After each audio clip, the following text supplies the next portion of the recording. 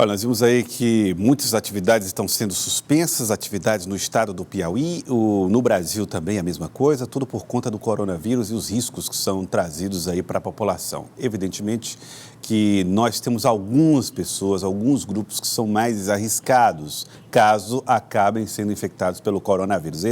Entre eles, os cardiopatas, as pessoas que têm problemas cardíacos. Gorete Santos, ao vivo, traz informações para nós aqui no Jornal do Piauí sobre esses riscos. Gorete, boa tarde para você. Olá, Gerson, uma boa tarde a você e a todos que acompanham a gente aqui pelo Jornal do Piauí, trazendo mais informações preventivas contra o coronavírus, também os riscos, as pessoas que são mais suscetíveis. A gente vai conversar com o cardiologista Paulo Márcio, está aqui conosco trazendo essas informações, pessoas que são mais vulneráveis. A gente tem percebido também, doutor, uma estatística muito grande em relação às pessoas que têm problemas cardiovasculares. Qual a relação? Há uma relação direta? Boa tarde. Na verdade, o vírus, ele infecta o paciente e ele, por si só, não determina tanto a mortalidade de um modo geral. Nada mais diferente do que as outras viroses que tiveram. Ocorre que ele infecta muita gente ao mesmo tempo e muita gente precisa de assistência médica junta. E com isso, o sistema de saúde entra em colapso, porque não tem como dar assistência a todo mundo. Agora, os pacientes que a maioria, 90%, tem uma evolução super boa, uma evolução tranquila e estável. Ocorre que de 5% a 8% dos pacientes têm evolução ruim. E aí nós temos alguns grupos de pacientes que caracterizam essa evolução ruim, a saber, quem tem pressão alta, diabético, quem tem enfisema pulmonar, quem tem alguma imunossupressão, aí o representante principal são os pacientes que têm câncer, e quem tem doença cardíaca e pacientes acima de 51 anos. A estudo publicado na semana passada no New England, com 1.100 pacientes chineses, mostrou que a idade de corte não é só o vozinho de 80 anos, é quem tem 50 anos. E por outro lado, a equipe de saúde está nos preocupando demais a quantidade de médicos, enfermeiros, fisioterapeutas contaminados com a doença e daí se afastam da linha de frente. Os médicos, quase aqui no estudo português, mostrando que tem mais de 20% dos pacientes são médicos, enfermeiros, auxiliares de enfermagem, pessoas que estão no atendimento do paciente e que se contaminam e tem que sair para a quarentena. E não é todo mundo que está preparado, que tem preparação de UTI para dar conta a uma assistência aos pacientes que precisam de uma maneira correta e adequada. Doutor Paulo, o senhor toca nesse assunto e aproveito para perguntar qual que é a situação aqui no estado do Piauí, né? O senhor fez um alerta em relação à questão da preparação dos médicos, de todos os profissionais de saúde que estão lá na linha de frente contra essa doença. Aqui no estado do Piauí, qual é a nossa realidade em relação à preparação desse atendimento? O déficit de UTI não é só do Piauí, é nacional, né?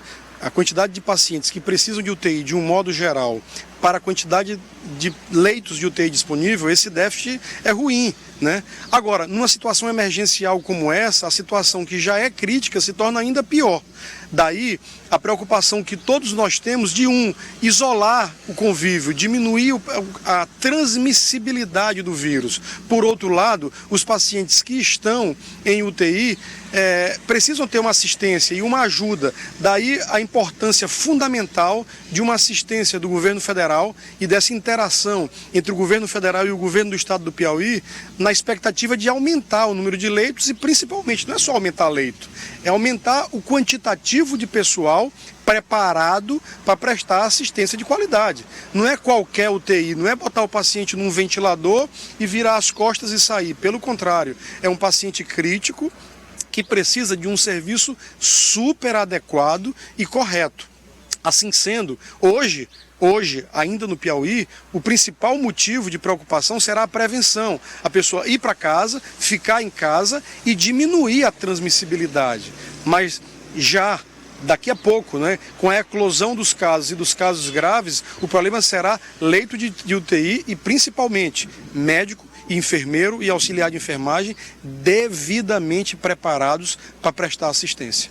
E a gente vê a população cada vez mais apreensiva, especialmente depois da divulgação da primeira morte aqui no Brasil de uma pessoa que estava com o vírus, né, com o novo coronavírus.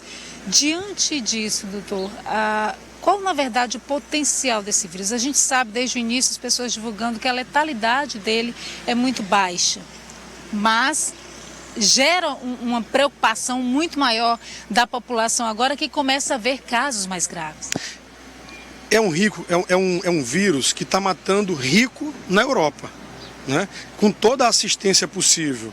Você imagina como será a repercussão desse vírus em países pobres, né? Em países que não têm um sistema de saúde tão organizado e que está perdendo tempo, está perdendo time no desencadeamento de estruturas para poder fazer a prevenção. O que seria necessário na visão do senhor? Primeiro, educação populacional. Isso aqui é urgente, é um ato de solidariedade, é um ato de civilidade. Parar.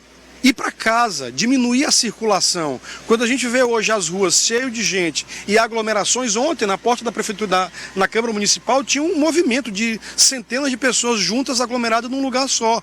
Aquilo ali, ou em qualquer outra situação de aglomeração, é tudo que o vírus precisa para se disseminar. O certo e a previsão é que hoje já tenham mais de 8 mil casos suspeitos. E as estatísticas mostram que a realidade do acometimento no Brasil talvez seja pior do que nos outros cenários. Aí você vai me dizer, não, rapaz, mas no Brasil o vírus aqui é quente. Não, o vírus que tem chegado e que tem acometido já gente aqui em São Paulo e no Rio de Janeiro, não está brando não, doutor. Ele não está facinho não, ele não está leve não, ele não está manso. É o mesmo, é ele.